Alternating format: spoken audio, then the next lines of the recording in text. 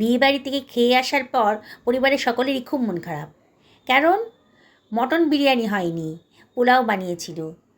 ভাবলাম ঠিক আছে, আমি বাড়িতেই বানিয়ে ফেলবো মটন বিরিয়ানি।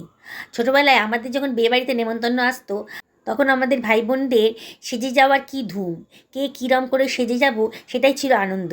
আর বিয়েবাড়িতে গিয়ে খেতাম আমরা খানিকটা দই আর পান, অনেকগুলো পানই খেয়ে ফেলতাম। আর তখনকার দিনের বিয়েবাড়িতে মেনুতে কিন্তু দইটা থাকতো, যেটা এখনকার দিনে একেবারেই উঠে গেছে।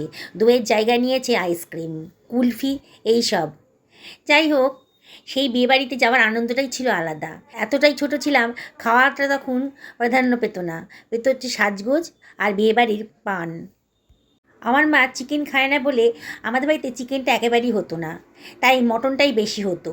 রবিবার দিন সেই মটন রান্না করতো কখনো বাবা, কখনো মা, কিংবা কখনো দুজন মিলেই। আর সেটাই ছিল আমাদের স্পেশাল আনন্দ। সবাই মিলে হৈ হৈ করে আমরা মটন খেতাম। আর মাঝে মাঝে মা কিন্তু মটন বিরিয়ানিও বানিয়ে ফেলতেন। মায়ের হাতে সেই মটন বিরিয়ানির স্বাদই ছিল আলাদা।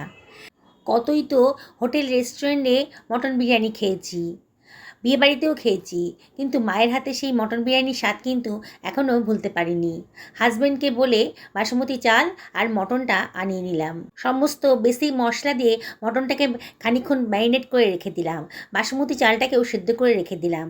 তারপরে মটনটাকে কষিয়ে নিয়ে ভাতের লেয়ারটা ওপর থেকে দিয়ে, ওপর থেকে পেঁয়াজ বেরেস্তা, বিরিয়ানি মশলা, কসুরি মেথি আর মিঠা আতর দিয়ে, এক বাটি দুধ দিয়ে, ঘি দিয়ে আর কিচেন টাওয়েল দিয়ে এটাকে প্রায় 10 মিনিট হাই ফ্লেমে আর 40 মিনিট লো ফ্লেমে রান্না করে আরও 10 মিনিট রেস্টে রেখে যখন সার্ভ করছি না, ঘর কিন্তু গন্ধে মোমো করছে।